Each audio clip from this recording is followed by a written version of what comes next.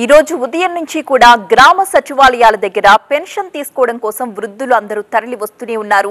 ఏపీలో పెన్షనర్ల సమస్యలు ఏ విధంగా ఉన్నాయో మనం 8 బాక్సెస్ లో టీవీ9 స్క్రీన్ పై చూడొచ్చు. వివిధ ప్రాంతాలు మంగళగిరి, పూతలపట్టు, విజయవాడ, విజయనగరం, ఒంగోలు, గుంటూరు, ఏలూరు, అనంతపురం నుంచి వస్తున్న విజువల్స్ ని ప్రస్తుతం మనం చూస్తున్నాం. ఉదయం 7 గంటల నుంచే వృద్ధులంతా గ్రామ సచివాలయాల వద్దకు చేరుకుని ఎండెక్కక ముందే తమ పెన్షన్ తీసుకుని వెళ్లిపోవాలి అన్న ఉద్దేశంతో అక్కడికి తరలి వచ్చారు. అయితే కొన్ని చోట్లయితే గ్రామ సచివాలయాల్లో సిబ్బంది లేని పరిస్థితి అయితే మరికొన్ని చోట్ల మధ్యాహ్నం భోజనం తరువాత రండి అని పంపించేసిన పరిస్థితులున్నాయి. ఈ 66 లక్షల మంది పెన్షన్ కోసం ఆశగా ఎదురు చూస్తున్నారు. 1వ తేదీన అందాల్సిన పెన్షన్ ఇవాళైనా అందుతుందా అని ఎదురు చూస్తున్నారు. ప్రభుత్వం ఇచ్చే పెన్షనే తమ జీవనాధారం అని చెప్తున్నారు. ఇప్పుడు ఆ 3,000 కోసం కళ్ళు కాసేలా ఎదురు చూస్తున్నామని అంటున్నారు.